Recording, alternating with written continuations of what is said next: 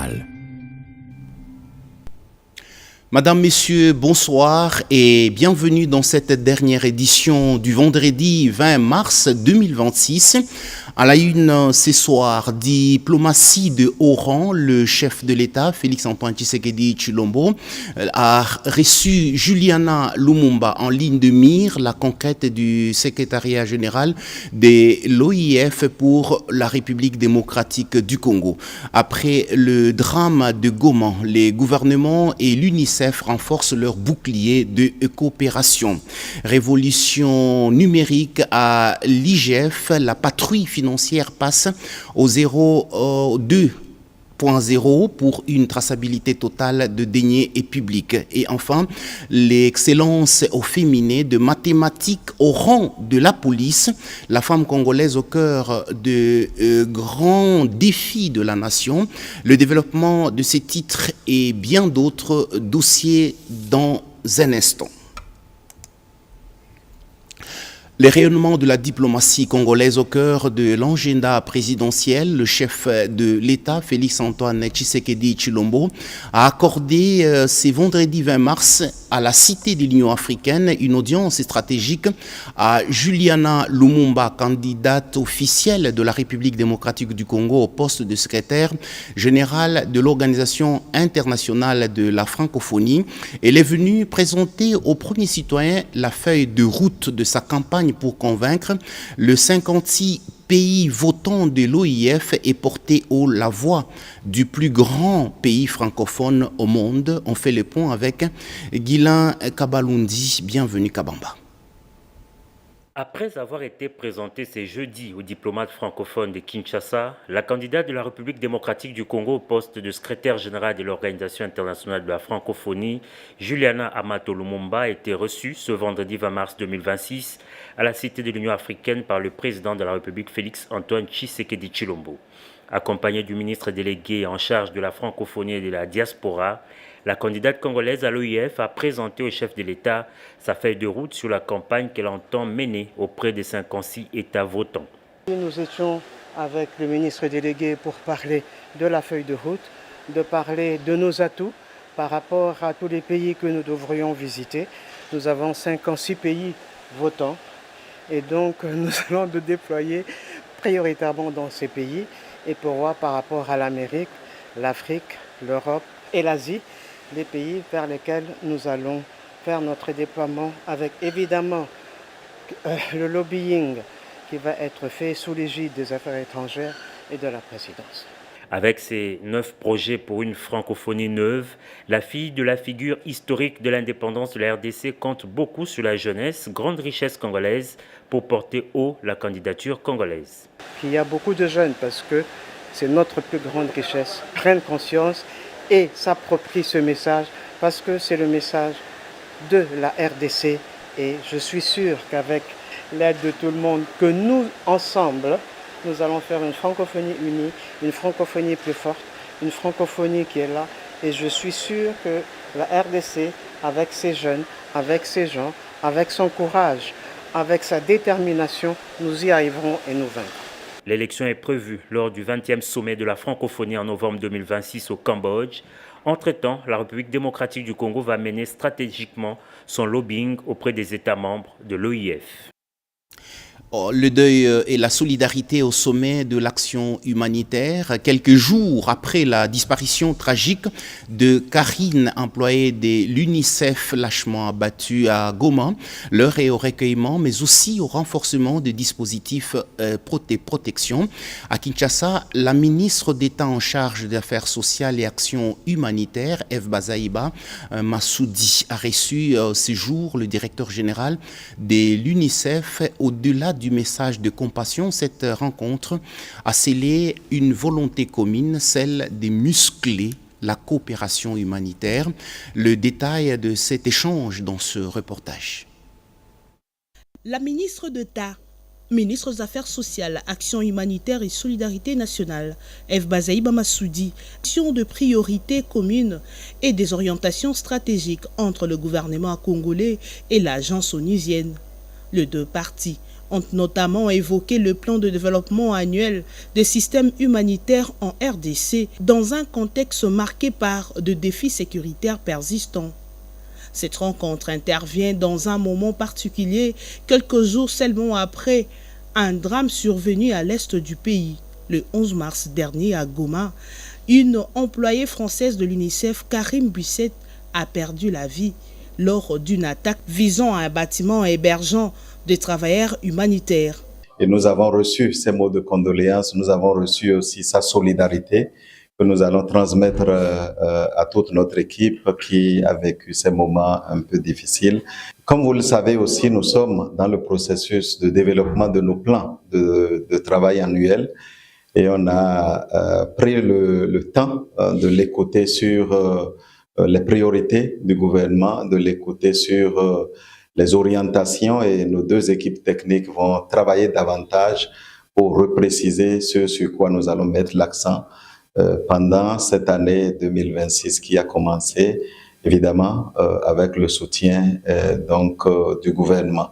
Face à cette tragédie, la ministre d'État a exprimé sa compassion et sa solidarité à l'ensemble du personnel de l'UNICEF, tout en dénonçant avec fermeté la dégradation de la situation sécuritaire dans la région. C'est l'occasion pour nous d'élever les tons concernant le respect des droits humanitaires internationaux. Nous demandons que les enquêtes soient faites correctement et le plus rapidement possible pour que les responsabilités soient établies et que les responsables de ces crimes odieux puissent répondre de leurs actes. Elle a également fait part de son indignation quant au non-respect de droit international humanitaire dans la partie du pays occupée illégalement par les agresseurs rwandais. Cette rencontre marque ainsi une étape importante dans le renforcement de la collaboration entre les autorités congolaises et leurs partenaires internationaux, dans l'objectif commun d'améliorer la réponse humanitaire et de garantir une meilleure protection des civils en RDC. Merci à Chimène Dondo et à Junior Louyeye pour ce reportage. Alerte rouge sur nos greniers, la riposte s'organise face à la menace qui pèse sur nos récoltes de maïs, face à une pathologie dévastatrice qui s'attaque à cette culture de base. Le secteur de l'agriculture passe à l'offensive. Le plan de contingence est désormais activé pour stopper la progression de la maladie, afin de sauver la saison agricole et garantir la sécurité alimentaire des ménages. Les points sur les déploiements de ces boucliers agricoles dans ce reportage.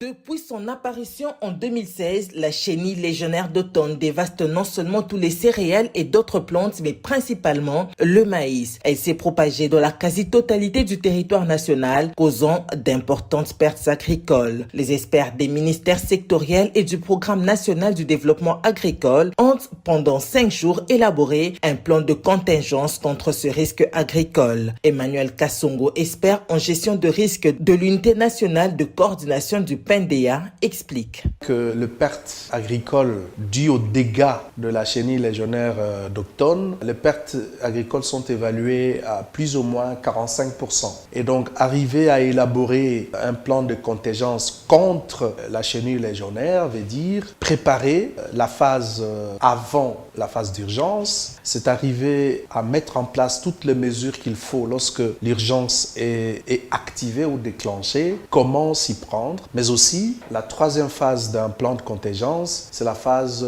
post-urgence. Bien avant, en 2016, un plan de riposte était élaboré de manière traditionnelle avec la pulvérisation du piment sur le maïs infecté, explique le directeur Baranier de l'ADEP. Comme vous le savez, le maïs est consommé à travers toute la RDC et surtout pour la partie centre-sud qui consomme le maïs en tant que foufou, communément appelé cancontué dans l'espace Katanga. Et ce maïs est d'une très très grande importance, surtout actuellement. Le maïs est biofortifié. On l'enrichit en vitamines pour qu'il puisse combattre la malnutrition et nous aider à obtenir l'amélioration de la santé à travers l'autosuffisance alimentaire et aussi la sécurité alimentaire que nous cherchons tant. Selon le coordonnateur du PNDA, Jean de Dieumbey, la stratégie de contingence sera mise en œuvre sur l'ensemble du territoire national. C'est sur l'ensemble du territoire national parce que nous sommes un outil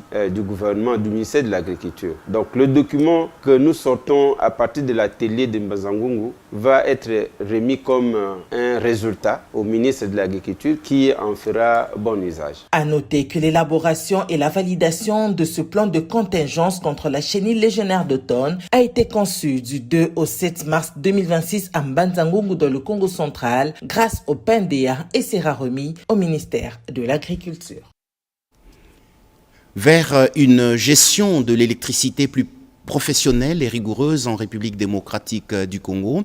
C'est l'essence profonde du partenariat stratégique scellé ce jour sur le campus de l'École nationale de l'administration. L'arrêt, l'autorité des régulations du secteur de l'électricité et l'ENA, le fleuron de la formation de nos hauts cadres, ont signé un protocole d'accord objectif et c'est clair, mutualiser les expertises pour renforcer les capacités institutionnelles et doter le secteur de l'énergie, des gestionnaires publics de haut vol, le décryptage de cette alliance pour l'excellence avec Betty Amanikunda Bongo Mbomba. Une poignée de main suivie d'un engagement formel sur les campus de l'École nationale d'administration, un nouveau partenariat stratégique vient de voir le jour entre des institutions clés de l'appareil étatique. D'un côté, l'autorité de régulation du secteur de l'électricité, garante de l'équilibre économique et financier du secteur énergétique, engagée dans la promotion de la compétitivité et l'ouverture au secteur privé. De l'autre, l'École nationale d'administration, creuset des formations des élites administratives, portée par une vision d'excellence et d'innovation au service de l'action publique. La signature de ce protocole d'accord intervenu entre les directeurs généraux des deux institutions marque une volonté commune, seule de mutualiser les expertises, renforcer les compétences et accompagner les réformes dans un secteur aussi stratégique que celui de l'électricité. Cette collaboration, ces partenariats va améliorer la capacité d'exécution au sein de l'ARE, donc sa capacité à réaliser les missions qui lui sont assignées. Nous devons avoir une ingénierie qui permet de travailler, on va dire, à la chaîne. Et pour ça, il faut des procédures strictes, rigoureuses, transparentes, pour que nos bailleurs de fonds et nos investisseurs étrangers puissent avoir confiance en l'institution. À travers ce partenariat, l'ARE entend s'appuyer sur l'expertise académique de l'ENA pour consolider la régulation du secteur tout en favorisant l'émergence d'un capital humain qualifié. Pour l'ENA, cet accord s'inscrit dans sa vision de devenir un pôle de référence en Afrique, capable d'offrir des formations adaptées aux défis contemporains de gouvernance et de développement. Une séance de travail stratégique a réuni ce jour le ministre de l'économie numérique et l'inspecteur général de finances, chef de service de l'IGF au cœur des échanges, les déploiements imminents du schéma directeur de digitalisation de ces services d'élite. Objectif, armer l'IGF d'outils numériques de pointe pour déceler les flux suspects en temps réel et bétonner la patrouille financière, pilier de la lutte contre les détournements des fonds publics. Le détail de cette révolution numérique dans ce reportage. Plusieurs résolutions et recommandations ont été prises au cours de cette conférence régionale, comme le souligne la directrice exécutive de la conférence régionale de l'Organisation de communication de l'Afrique de l'Est. Cette rencontre régionale a permis de dégager des recommandations visant à améliorer la gestion des déchets électroniques, un défi majeur à l'ère du numérique, tout en mettant en avant les opportunités liées à l'économie circulaire. Si nous fournissons au monde des minerais stratégiques nécessaires à la transition numérique, nous avons également le devoir de mener la danse pour que les composants soient recyclés et réintégrés dans la chaîne de valeur, limitant ainsi l'impact environnemental de l'extraction minière. Une visite guidée a été organisée au centre de gestion des déchets de Bandalungwa. Question pour le participant de s'imprégner des réalités du terrain et des efforts déjà entrepris dans la capitale congolaise. Le président de l'ARPTC, Christian Katende, a insisté sur la nécessité de renforcer la régulation et la collaboration entre les acteurs du secteur. Il y a cette détermination forte de se mettre ensemble pour construire en fait une réglementation qui soit plus active sur la gestion des déchets électroniques, mettre en place des structures qui vont suivre cela, collecter les fonds nécessaires pour financer cette économie circulaire et veiller justement à ce qu'il y ait une prise de conscience réelle de la problématique des produits, des équipements électriques et électroniques. Il est question de faire de la gestion du déchet électronique un levier de développement durable à travers une action concertée entre États, institutions et partenaires. Vous venez de suivre là cette activité relative à la gestion de déchets et l'activité que nous venions d'annoncer, nous avions annoncé avant, vous suivrez cette activité dans nos prochaines éditions. Les renouveaux de l'ONATRA passent par la modernisation de ses infrastructures de base. Le port fluvial de Kinshasa sépare désormais d'un tout nouveau visage avec l'inauguration d'un bâtiment administratif moderne abritant plusieurs bureaux et ateliers stratégiques. C'est le directeur général de l'Office qui a présidé la coupure du ruban symbolique au nom du vice-premier ministre, ministre en charge du transport. Les images de cette cérémonie avec Pierre Mbouyou Saïdi. Gouverner, c'est prévoir, déclare un célèbre principe managérial. Et dans l'application sans faille de cette maxime universellement reconnue par tous, le directeur général de l'Office national des transports, Martin Lukusatu Bangoupanu, a officiellement inauguré un nouveau bâtiment administratif au port fluvial de Kinshasa, situé sur le littoral du majestueux fleuve Congo. Rehaussé de la présence remarquée de certains administrateurs, des agents et cadres, aussi bien du département des ports et transports fluviaux que des ressources humaines, sans oublier des partenaires multilatéraux de l'ONATRA, représentant le vice-premier ministre en charge des transports. Cette symbolique cérémonie a permis à ces mandataires publics de procéder à la coupure du ruban symbolique et à la remise des clés aux heureux bénéficiaires. Belle opportunité pour ces derniers de motiver la construction de cette nouvelle infrastructure sur le bord du fleuve Congo. Gérer, c'est combiner les facteurs. Nous sommes en train de rémunérer tous les facteurs de production de l'entreprise. De la même manière que nous achetons des grues, des trains, nous améliorons nos ateliers. De la même manière, nous rémunérons les hommes, non seulement en salaire, mais en l'air de temps, des infrastructures qui leur permettent de travailler dans de bonnes conditions et nous donner un bon rendement. Nous avons un grand chantier derrière pour améliorer la nouvelle gare fluviale qui sera mixée en môle des gares fluviales partout. Il convient de souligner que ce nouveau bâtiment, érigé au port fluvial de Kinshasa, permettra la relocalisation des 4 inspections du département des ports et transports fluviaux dans les différents bureaux administratifs et ateliers, a martelé le directeur général Martin Lukusa à l'issue de la visite guidée d'inspection qui a clôturé cette cérémonie d'inauguration de ces nouveaux bâtiments administratifs. Vers une route plus sûre et une circulation plus fluide en République démocratique du Congo, la lutte contre les embouteillages et la réduction drastique du taux d'accidents sont désormais au cœur de l'offensive menée par la Commission nationale de prévention routière. C'est jeudi 19 mars, la présidente par intérim de la commission, Huguette Ngana Nsimba, a donné le coup d'envoi de la deuxième session de formation des inspecteurs routiers, les points sur ces renforcements de capacité avec Rodé Panda.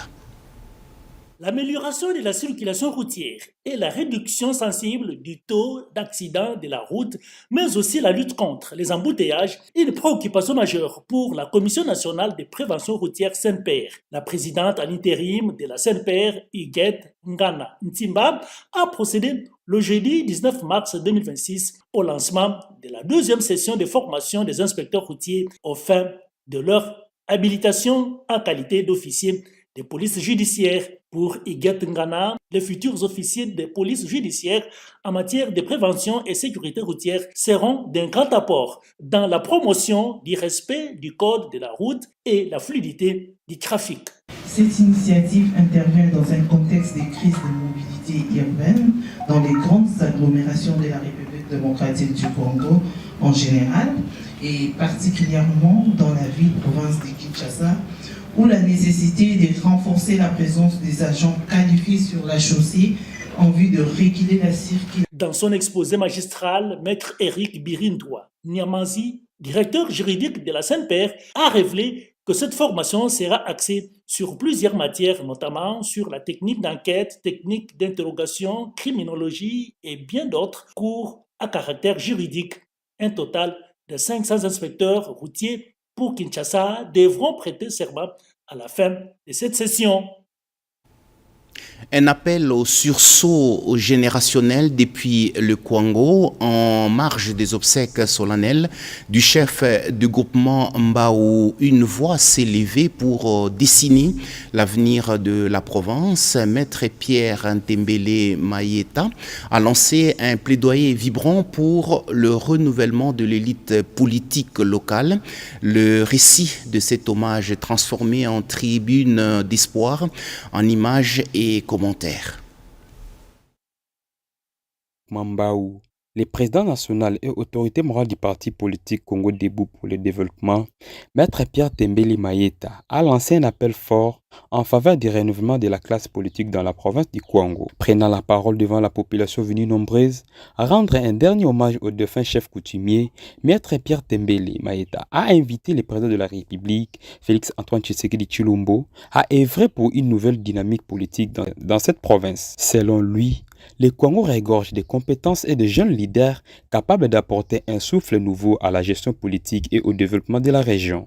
Pour l'autorité morale du parti, le renouvellement de la classe politique constitue un levier essentiel pour répondre efficacement aux attentes de la population et impulser un véritable développement local. Il a souligné que l'heure est venue de promouvoir une gouvernance fondée sur la responsabilité, la compétence et l'engagement en faveur de l'intérêt général. Profitant de l'occasion du mois de mars consacré à la promotion des droits de la femme, la présidente de la Ligue des femmes du Parti Congo Debout pour le développement a procédé à une remise symbolique de pannes aux femmes du parti et de la communauté. Ces gestes visent à encourager, soutenir et valoriser les femmes pour leur rôle essentiel dans la famille et dans le développement de la société.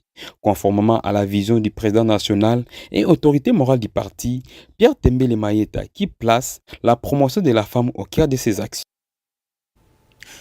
En ces mois de mars dédiés aux droits des femmes, le personnel féminin de l'inspection générale de la police s'est plongé dans une session d'immersion stratégique. Objectif de ces journées dédiées ou redéfinir et renforcer le rôle crucial de la femme au sein des forces de l'ordre entre rigueur opérationnelle et intégrité républicaine. Une immersion totale pour ces gardiennes de la loi qui entendent marquer de leur empreinte d'excellence de la police de proximité. Le récit de cette mobilisation avec Cédric Kenina. Clap de fin pour cet atelier dédié aux femmes de la police nationale congolaise. À l'inspection générale, elles ont pris toute la mesure de leur rôle et affiché leurs ambitions. Durant plusieurs jours, ces femmes engagées au sein de la PNC ont réfléchi sur une thématique forte, leurs droits et leur apport dans les forces de l'ordre. Un cadre d'échange soutenu notamment par la composante police de la MONUSCO. Cette activité intervient dans un contexte marqué par la volonté des plus hautes autorités de la République de promouvoir l'égalité des chances et de renforcer la participation des femmes dans tous les secteurs de la vie nationale, y compris dans les services de sécurité. Au-delà des mots, des engagements, plusieurs activités sont annoncées pour accompagner ces femmes, qu'elles soient en uniforme ou dans l'administration. La journée de réflexion qui nous a réunis ce jour s'inscrit dans cette dynamique nationale visant à promouvoir une société plus équitable, plus inclusive et plus respectueuse des droits fondamentaux. Les travaux de cette journée permettront de formuler les recommandations pertinentes susceptibles d'éclairer l'action publique et de renforcer les initiatives déjà engagées en faveur de l'égalité de genre. Un message clair en ces mois dédiés aux droits des femmes au sein de la PNC. Les femmes ne comptent plus faire de la figuration. Elles veulent peser, agir et diriger. Sous les projecteurs du Salon Bleu de l'immeuble intelligent, une session des hautes portées stratégiques vient de se clôturer. Les femmes et jeunes femmes du Comité national de désarmement et de la sécurité internationale ont bénéficié d'un programme intensif de renforcement de capacités. Le récit de cette journée avec Christine Lenzo et Raphaël Sadi. C'est en marge de la célébration de la Journée internationale de la femme que le Comité national de désarmement et sécurité internationale CNDCI a organisé cette journée d'échange avec les femmes de sa structure pour leur faire comprendre l'importance de l'autonomisation, aussi renforcer leurs capacités en matière de droits et la promotion du statut des femmes dans leur milieu professionnel, comme l'explique Kenneth Enim Ampi, chef administrative. Le Comité national du désarmement et de la sécurité internationale voudrait déjà positionner ces femmes, a eu le souci de renforcer les capacités de ces femmes pour qu'au moment venu, lorsque on serait en train de vouloir rechercher l'expertise, que l'expertise féminine du CNDC, donc du Comité national du désarmement et de la sécurité internationale, soit aussi dans le rang de celles appréciées et recherchées au niveau national. Parmi les sujets abordés, l'impact de la journée du 8 mars face aux violences envers les femmes en milieu professionnel et ce qu'il faudra faire pour garantir effectivement les droits et autonomiser durablement toutes les femmes du CNDCI. La formation permanente figure parmi les solutions lesquelles relèveront leur niveau pour acquérir une expertise recherchée au niveau international. Rappelons par ailleurs que le CNDCI existe depuis 2011 et compte de nos jours près de 200 femmes. Le mois de la femme en République démocratique du Congo ne laisse personne au bord du chemin. Sous le haut patronage du chef de l'État, Félix-Antoine Tshisekedi Tshilombo, les projecteurs se sont braqués sur une catégorie des citoyennes dont la résilience force l'admiration, les femmes vivant avec handicap. À Kinshasa, la ministre des Tutelles a transformé la commémoration du 8 mars en un véritable forum d'autonomisation. Le récit de cette journée d'équité avec Betty Amani Kunda. Invisible hier, déterminé aujourd'hui, les femmes vivant avec handicap refusent désormais la marginalisation et revendiquent leur place dans la société. En République démocratique du Congo, la Journée internationale des droits de la femme, célébrée le 8 mars, se poursuit durant tout le mois, dédiée à la promotion des droits de la femme. Dans cette dynamique, et conformément à la vision du président de la République, Félix-Antoine Tshisekedi Tshilombo, celle de ne laisser personne de côté, le ministère en charge des personnes vivant avec handicap, sous l'impulsion des maîtres Irène et Sambodiata, a organisé une journée d'échange dédiée à ces femmes. Placée sous le thème international « Droit, justice, action pour toutes les femmes et les filles » et le thème national « Droit garanti, autonomisation durable » pour toutes les femmes et filles en RDC, cette rencontre a servi de cadre de sensibilisation et de formation sur le droit et leur protection. Cette rencontre a servi de cadre de sensibilisation et de formation sur le droit et leur protection. Experts et intervenants ont mis en lumière les instruments juridiques nationaux et internationaux, tandis que les partenaires, dont l'ONU Femmes et les bureaux conjoints des Nations Unies aux droits de l'homme, ont insisté sur le respect de la Convention des Nations Unies relative aux droits des personnes handicapées et la lutte contre la marginalisation. Entre témoignages poignants et échanges engagés, un message fort s'impose. L'acceptation de soi comme levier d'épanouissement, l'activité s'est clôturée par la visite des stands valorisant les savoir-faire de ces femmes, porteuses d'espoir et de résilience, suivies de la remise de pagnes. À Kinshasa, le coup d'envoi de la 3e édition du concours mathématique au féminin vient d'être donné avec une ambition claire, propulser le jeune fille au sommet de filières sciences, technologies, ingénierie et mathématiques de la capitale aux provinces éducationnelles. Une vaste campagne de sensibilisation s'active pour briser les stéréotypes et prouver que l'innovation n'a pas de genre. Le point sur ces lancements et le condensé de la campagne avec Karen Kankolongo.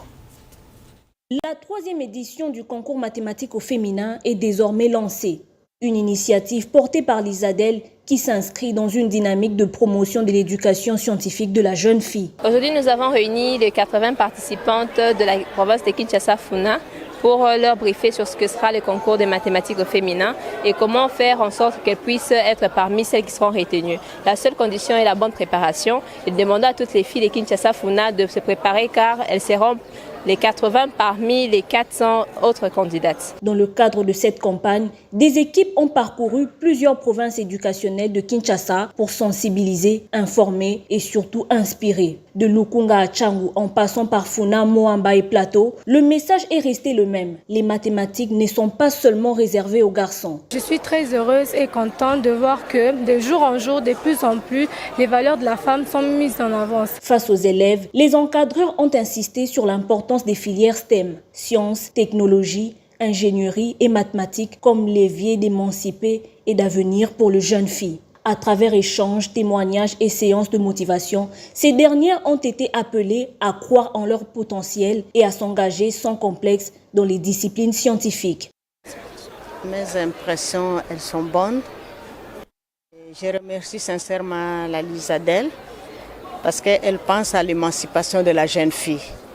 Et surtout, elle veut éveiller la conscience de la jeune fille pour dire qu'on ne doit pas s'accrocher seulement aux options pédagogiques, commerciales. Il faut faire aussi la science.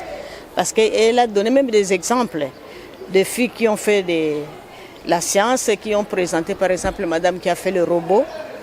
Celle-là a bravé la crainte qu'on avait dans le temps, que ce travail était réservé aux hommes.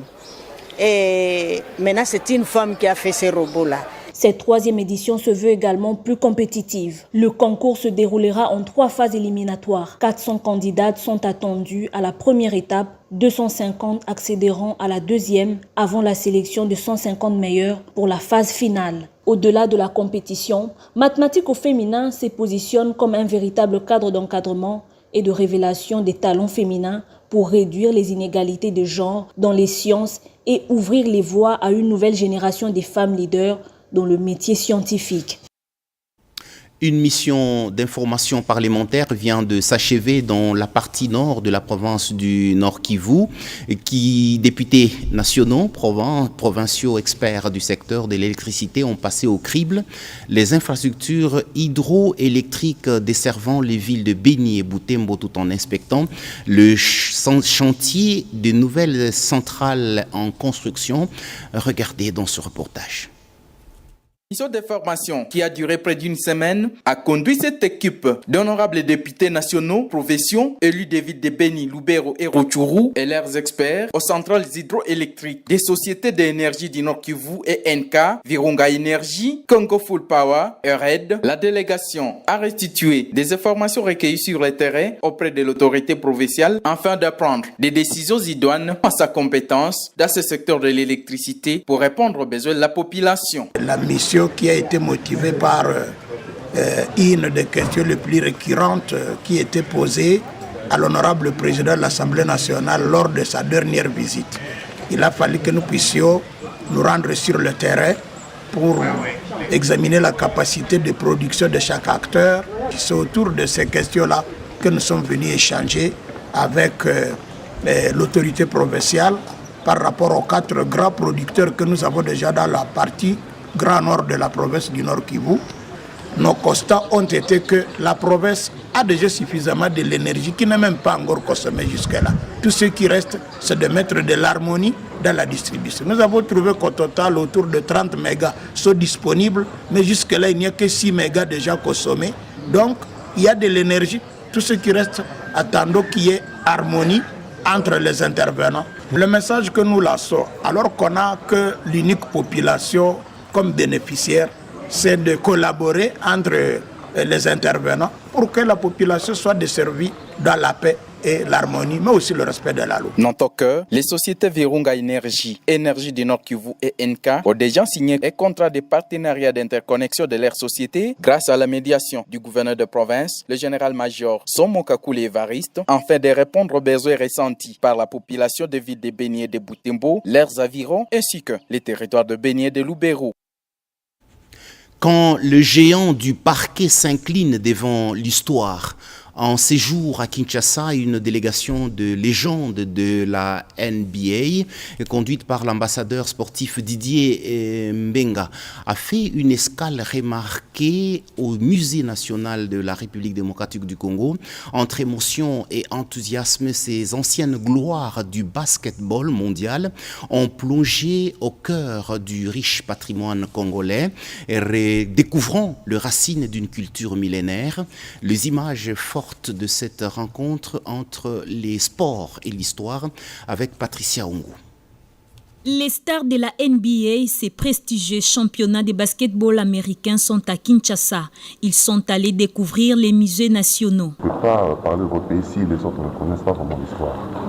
Alors je voudrais ceux qui viennent ici, qui voient le musée, qui apprennent un peu. Ils ont fait le tour de l'ensemble des pièces du musée, de la préhistoire au cycle de vie, avant de passer à la salle de musique, et sont restés émerveillés. Didier Mbenga, ambassadeur sportif, parle des enjeux de cette mission et reste confiant quant aux retombées entendues de cette mission. Il y a eu le deal entre les États-Unis et le Congo, avec un travail extraordinaire qui a été fait par le chef de l'État. Donc je pense que c'est tout à fait normal aussi de renforcer ces deals-là. C'est important déjà de parler avec eux, que lorsqu'ils rentrent, ils parlent positif de mon pays.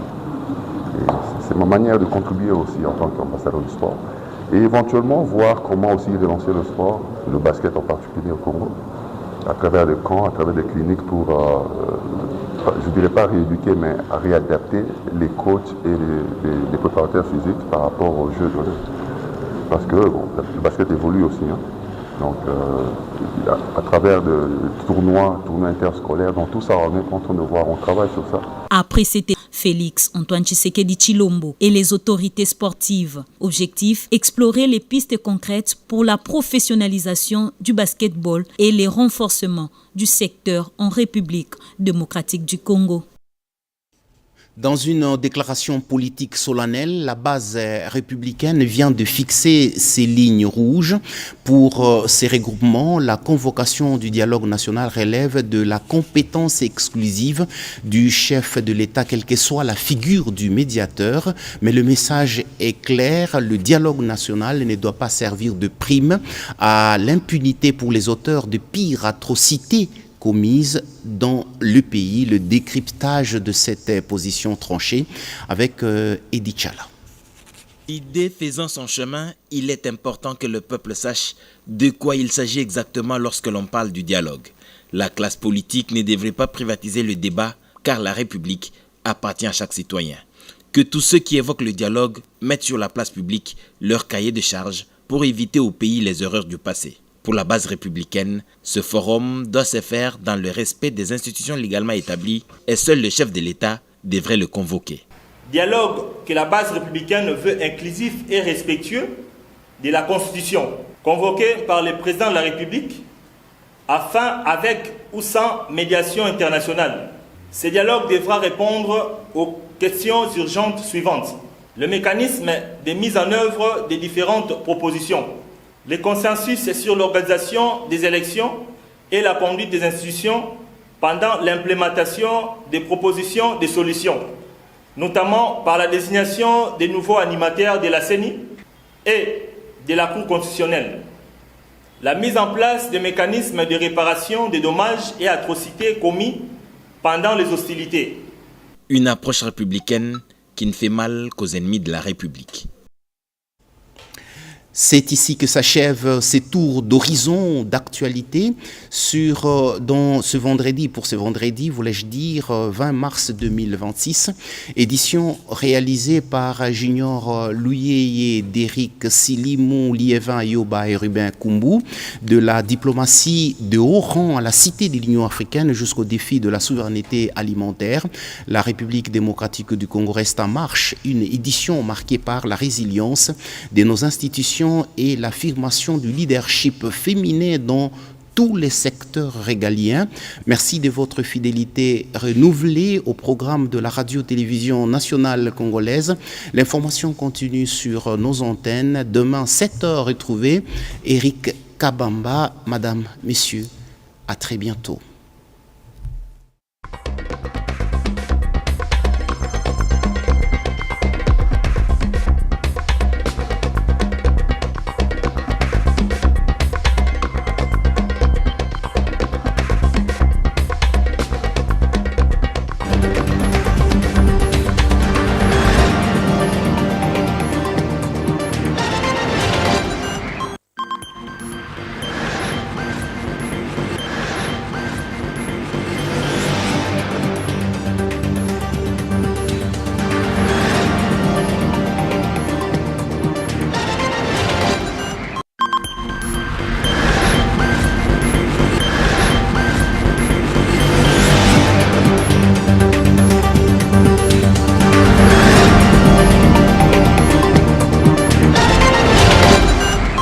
Compte rendu de la 83e réunion du Conseil de ministres.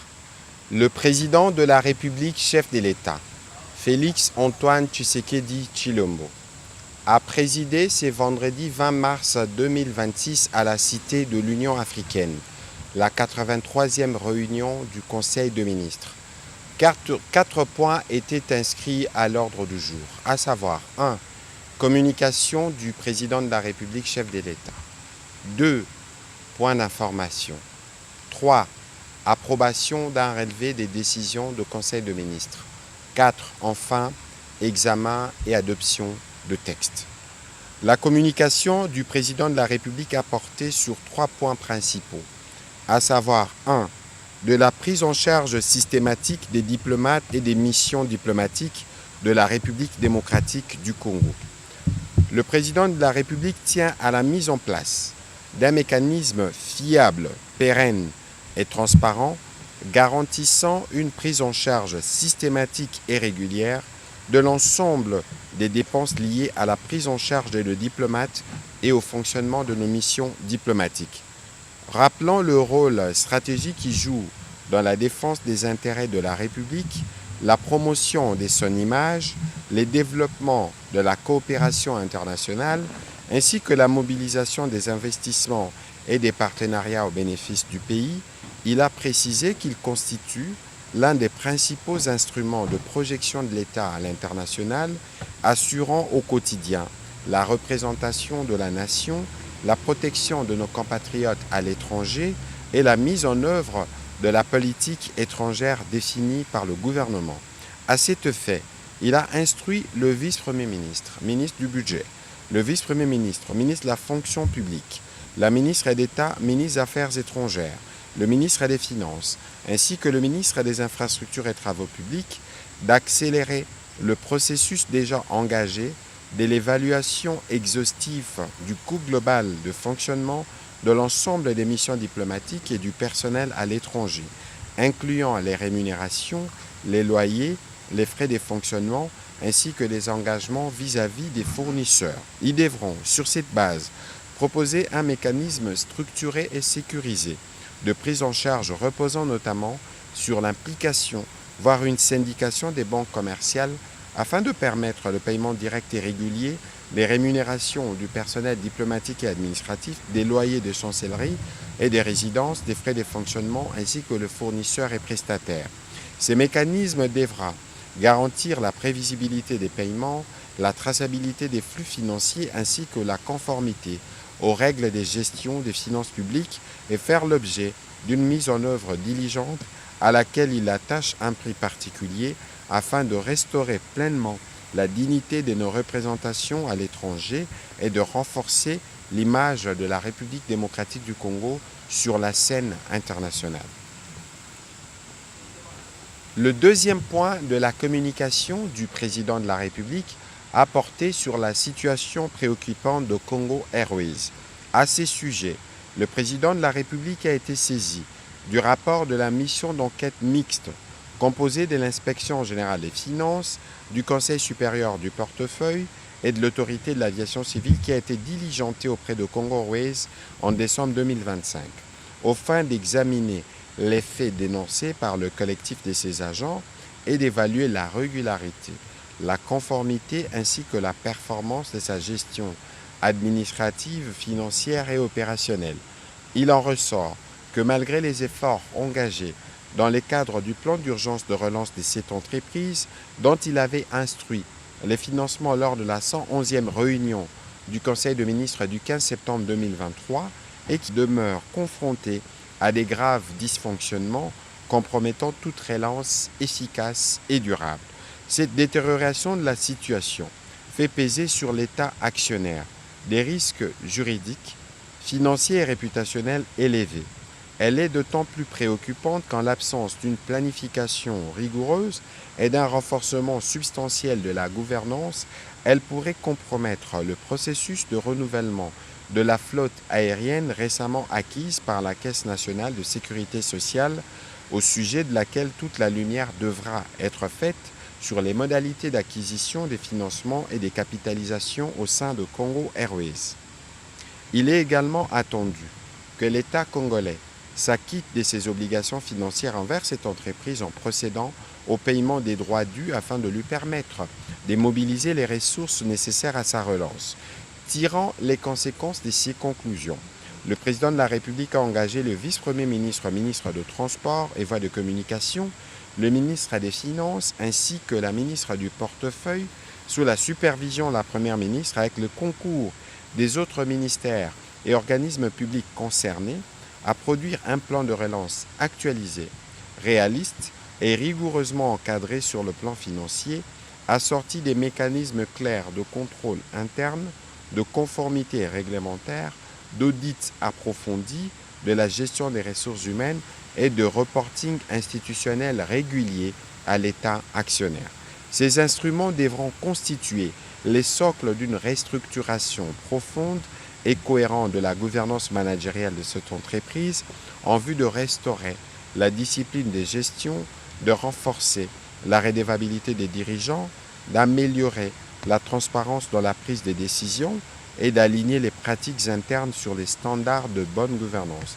Ils devront en outre permettre de définir un modèle de gestion optimal fondé sur des principes de performance, de soutenabilité financière et d'efficacité opérationnelle, garantissant la viabilité durable de l'entreprise, sa compétitivité sur le marché du transport aérien ainsi que la préservation des intérêts stratégiques de l'État actionnaire. Le dernier point de la communication du président de la République a porté sur la mise en œuvre du programme de développement DINGA 3. Le président de la République est revenu sur notre ambition de faire de la République démocratique du Congo les véritables poumons énergétiques du continent africain à travers le projet Grand Inga, dont la mission stratégique est confiée à l'Agence pour le développement et la promotion du projet Grand Inga, ADEPI RDC, placé sous son autorité. Avec un potentiel exceptionnel de 42 000 MW, les sites d'Inga doit cesser d'être un simple gisement de promesses pour devenir le levier souverain de notre industrialisation, de notre transition écologique et de la dignité sociale de notre peuple. Le Grand Inga incarne donc de ces faits un choix historique, électrifier durablement le pays, soutenir l'emploi des jeunes, impulser une croissance verte adossée à une industrie minière responsable et affirmer notre leadership énergétique en Afrique. La concrétisation de cette ambition repose sur des partenariats de rang mondial. À cet égard, l'approbation le 3 juin 2025 par la Banque mondiale du crédit d'1 milliard de dollars américains pour le programme de développement DINGA 3 dont 250 millions sont déjà disponibles, marque une avancée décisive pour structurer les sites et créer un corridor de croissance au bénéfice des communautés. Toutefois, l'entrée en vigueur des accords de financement le 2 février 2026 impose l'achèvement urgent du cadre de gouvernance du projet. À ce titre, les ministères sectoriels et les gouvernements provinciaux du Congo central sont tenus de conclure dans un délai de 60 jours les protocoles d'accord de collaboration avec l'ADPI RDC, cette échéance étant imminente. Dans cette perspective, il a instruit le ministre d'État, ministre de l'Industrie, la ministre d'État, ministre de l'Éducation nationale, le ministre d'État, ministre de la Formation professionnelle, la ministre de l'Environnement, Développement durable et Nouvelle économie du climat, la ministre de l'Enseignement supérieur, universitaire, recherche scientifique et innovation, les ministres de l'Emploi et Travail, les ministres des Mines, ainsi que celui des ressources hydrauliques et électricité, à s'approprier sans délai les projets de protocole transmis par l'ADPI-RDC, à procéder sous la supervision de la Première ministre à leur signature et à en transmettre les ampliations aux bailleurs au plus tard le 3 avril 2026. Par ailleurs, le gouvernement a été invité à examiner diligemment au sein de ses commissions attitrées le projet de loi INGA en vue de son adoption lors de la réunion du Conseil de ministres du 27 mars prochain, puis de sa transmission au Parlement au plus tard le 31 mars 2026. Ces textes constituent un préalable déterminant à la mobilisation du soutien financier convenu avec la Banque mondiale. Un rapport d'exécution de ces instructions est donc attendu dans un délai de 5 jours. Dans la suite de la communication du président de la République, la première ministre chef du gouvernement est revenue sur l'amélioration de la gestion de la dotation des 0,3% du chiffre d'affaires des entreprises minières. Conformément au premier pilier du programme d'action du gouvernement relatif à la transformation économique et à la valorisation des ressources naturelles au profit des populations, ainsi qu'aux engagements pris dans le cadre du programme du Compact de résilience, le gouvernement continue de veiller à une exploitation efficiente de nos ressources naturelles afin de favoriser le développement des territoires et d'améliorer les conditions de vie des communautés locales. À cet égard, la dotation des 0,3% du chiffre d'affaires des entreprises minières destinée au financement des projets et des projets de développement communautaire constitue un mécanisme important prévu par la législation minière visant à permettre aux communautés locales directement concernées par les activités minières de bénéficier des retombées de l'exploitation tout en contribuant plus largement au développement du territoire. Cependant, au vu de certaines faiblesses relevées par les missions d'audit de la Cour des comptes, un renforcement des capacités des dirigeants de certains organismes spécialisés s'avère donc nécessaire, notamment en matière de gouvernance, de gestion administrative et financière, ainsi que de respect du cadre légal et réglementaire. En particulier, en ce qui concerne la passation des marchés publics, l'obtention des permis requis et la conformité aux procédures administratives applicables. À cet effet, la Première ministre a invité la ministre d'État, ministre des Affaires sociales et Actions humanitaires et les ministres de Mines à soumettre au gouvernement dans un délai de 30 jours des recommandations innovantes visant d'abord l'amélioration des mécanismes de supervision et des contrôles des organisations spécialisées, le renforcement de la gestion, la transparence de la mobilisation et l'utilisation des fonds, notamment la meilleure préparation administrative, technique et surtout une meilleure articulation de projets avec les exigences d'un développement intégré et inclusif de nos communautés. Dans un deuxième volet, la Première ministre a évoqué la nécessité de l'encadrement du rôle et de l'intervention des chefs coutumiers dans la vie de l'État.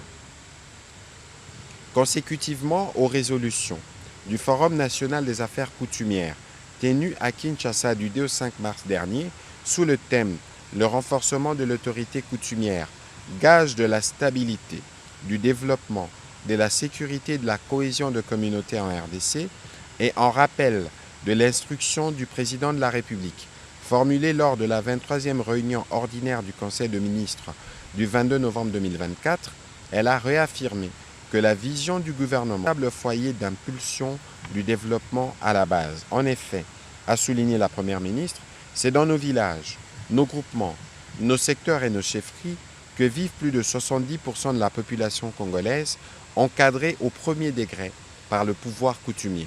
Son gouvernement entend faire des autorités coutumières des partenaires stratégiques de l'État, notamment dans la gouvernance, la promotion de la paix et le développement. Cependant, la crise de valeurs traditionnelles et la persistance des conflits coutumiers et fonciers menacent la paix et la sécurité dans nos entités, compromettent la gouvernance administrative et hypothèquent le développement local.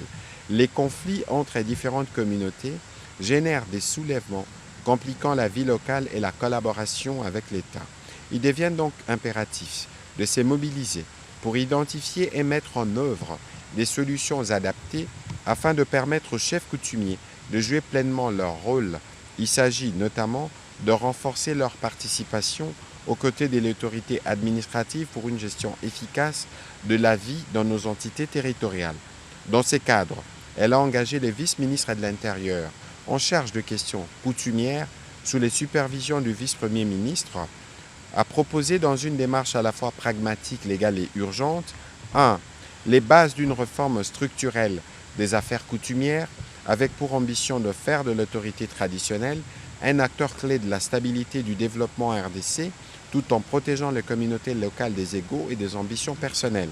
La mise en place en collaboration avec le ministre d'État, ministre de la Justice et garde des Sceaux, ainsi que le vice-premier ministre, ministre du Budget, d'un mécanisme d'encadrement clair du rôle et de l'intervention des chefs coutumiers conformément aux dispositions légales en vigueur. Enfin, le renforcement des mécanismes de prévention et de résolution des conflits à travers les commissions consultatives des règlements de conflits coutumiers. La Première ministre a terminé son intervention avec la triste nouvelle de la tragédie en mer impliquant nos compatriotes.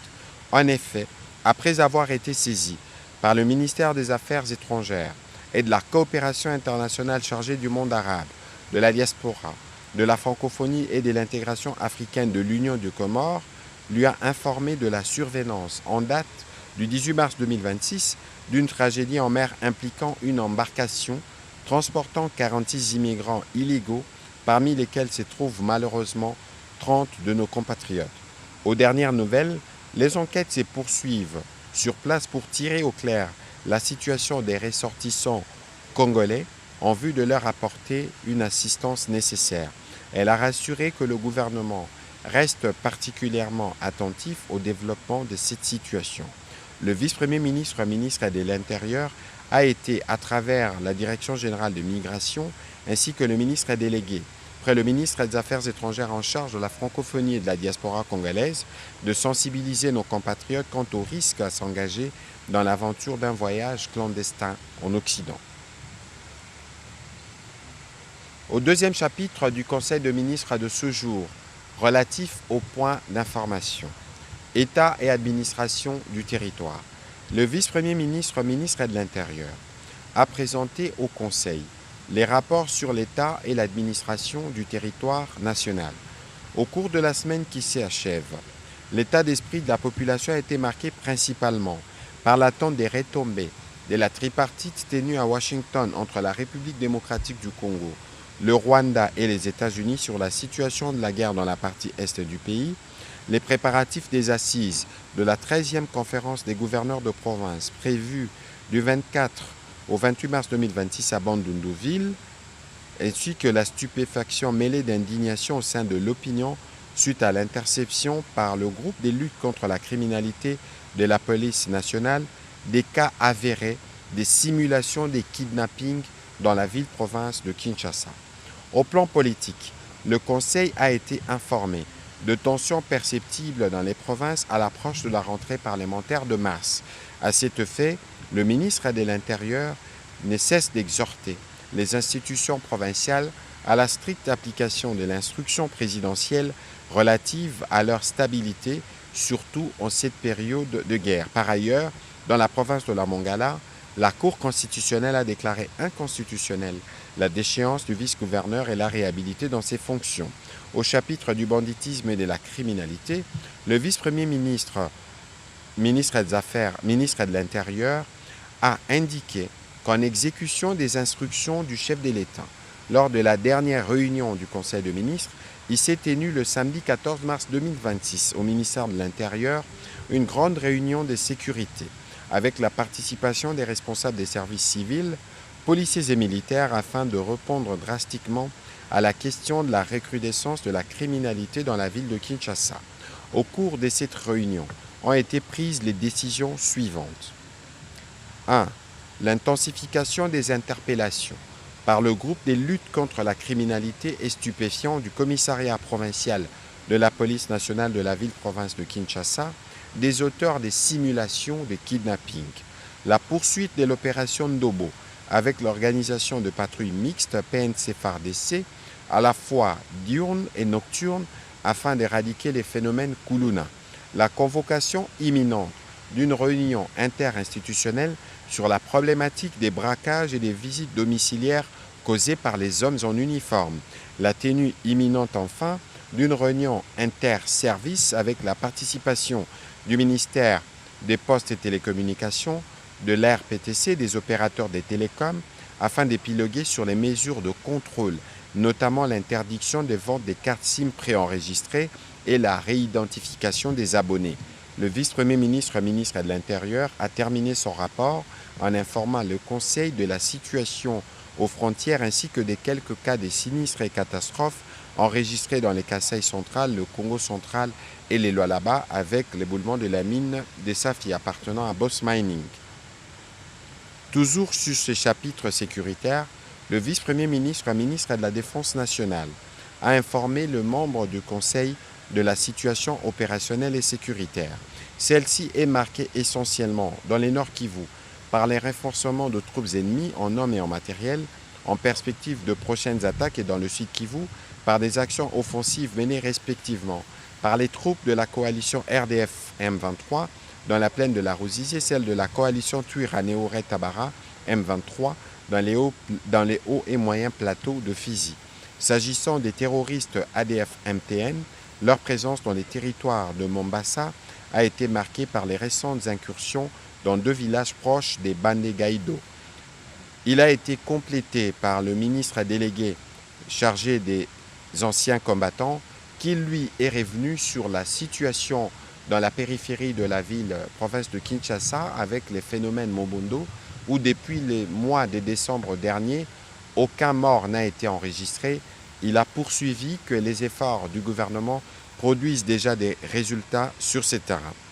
Nonobstant la complexité de la situation, caractérisée d'un côté par la guerre à haute intensité et de l'autre par des actions d'insurrection et de terrorisme, nos forces armées se comportent dignement sur les différents théâtres des opérations.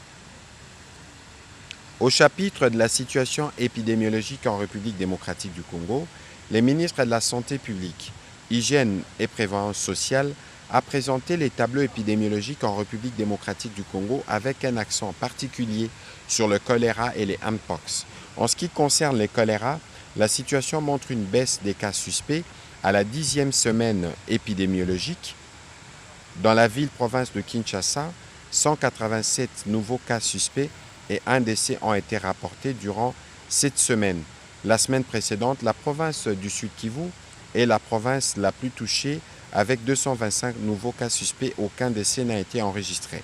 S'agissant spécifiquement de l'épidémie de choléra dans la prison centrale de Makala, le cumul des cas suspects et des 232 dans ces décès répartis dans 7 pavillons sur les 11 qui comptent la prison. La situation épidémiologique montre une évolution globalement favorable, marquée par l'absence de décès ainsi qu'un nombre important de guéris. Au sujet du mpox, comparé à la semaine précédente, la tendance à la 10e semaine est marquée par une légère baisse du nombre de nouveaux cas suspects, passant de 235 à 227. Note d'information relevant du secteur de l'économie. Le vice-premier ministre, ministre de l'économie nationale, a informé le Conseil de l'organisation du 3e forum économique entre la République démocratique du Congo et la République d'Angola du 31 mars au 3 avril 2026. Placé sous le haut patronage de leurs excellences, Monsieur le Président Félix Antoine Tshisekedi Tshilombo et Joao Lourenço, Cette rencontre s'inscrit dans la dynamique de consolidation des relations bilatérales entre nos deux pays, avec pour ambition de faire de la proximité géographique, de la complémentarité économique et de la volonté politique partagée de nos chefs d'État le fondement d'un partenariat économique renforcé, concret et durable. Les thèmes centraux retenus pour cette 3e édition étant l'intégration sous-régionale et le développement du commerce transfrontalier. Ces forums constituent à cet égard un cadre stratégique de dialogue, de concertation et de projection commune autour des enjeux de l'intégration sous-régionale, de la fluidification des échanges, de la sécurisation des corridors économiques et de la promotion des investissements croisés.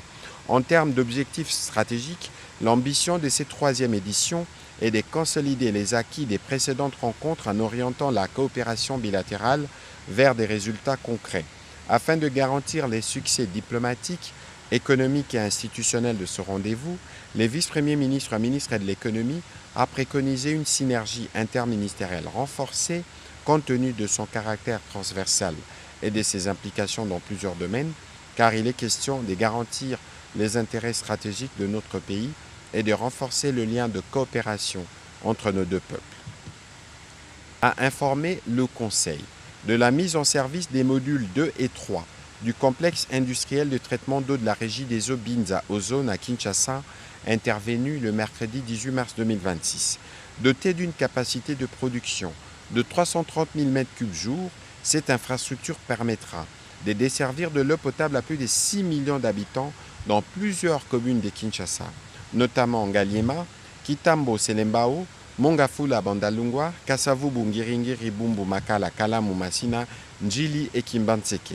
Il a précisé que la mise en service de cet ouvrage constitue une avancée majeure dans la stratégie du gouvernement visant à améliorer l'accès des populations aux services sociaux de base et à renforcer la résilience des infrastructures hydrauliques dans la capitale.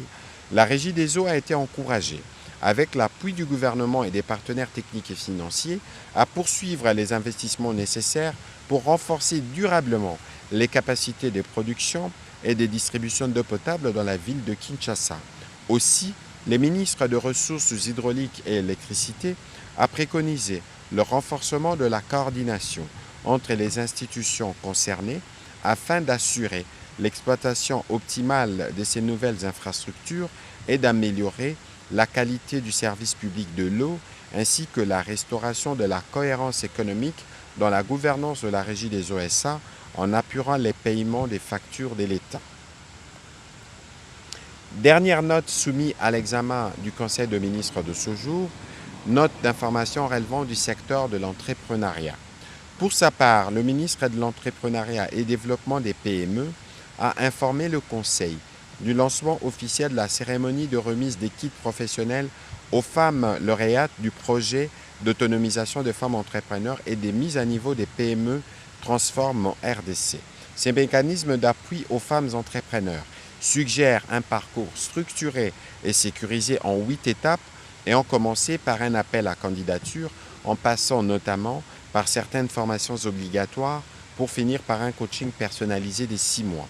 La prochaine étape, a-t-il indiqué, la plus décisive pour la maturation complète du projet est celle de la remise des kits professionnels à toutes les lauréates en commençant tout naturellement par une remise symbolique à certaines femmes pilotes suivant les phasages ci-après.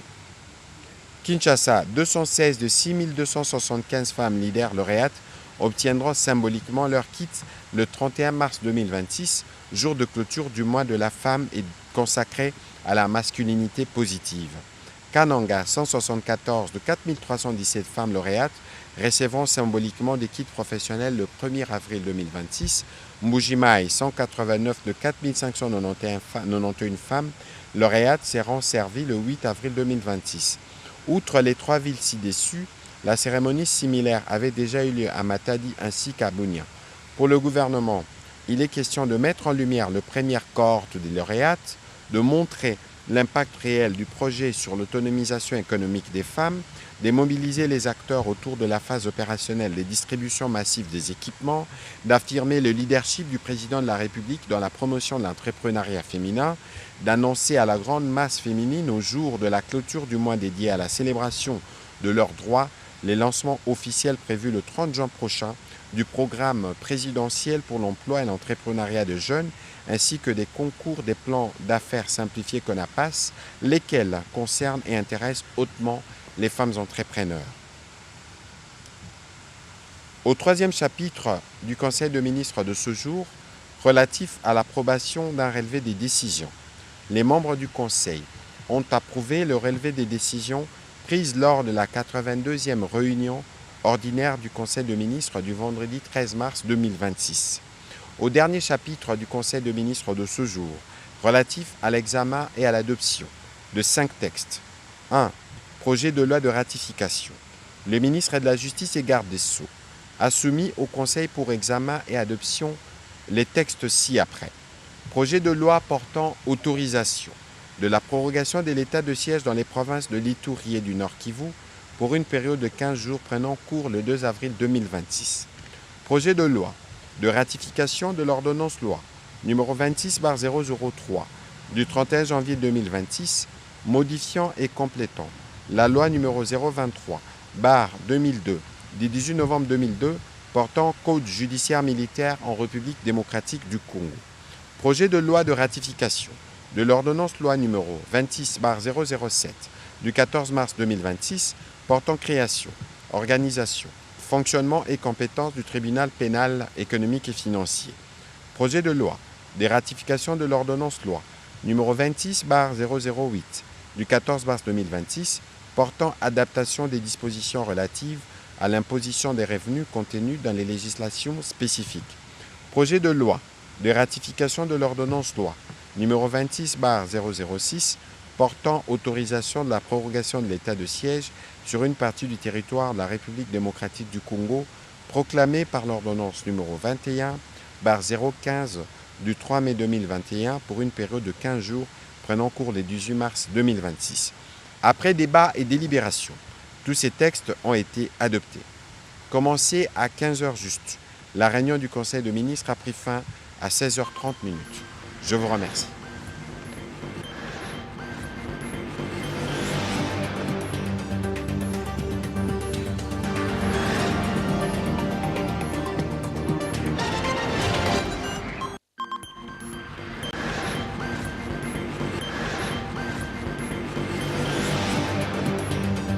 La République démocratique du Congo, à jamais égale à elle-même. 2 345 410 km².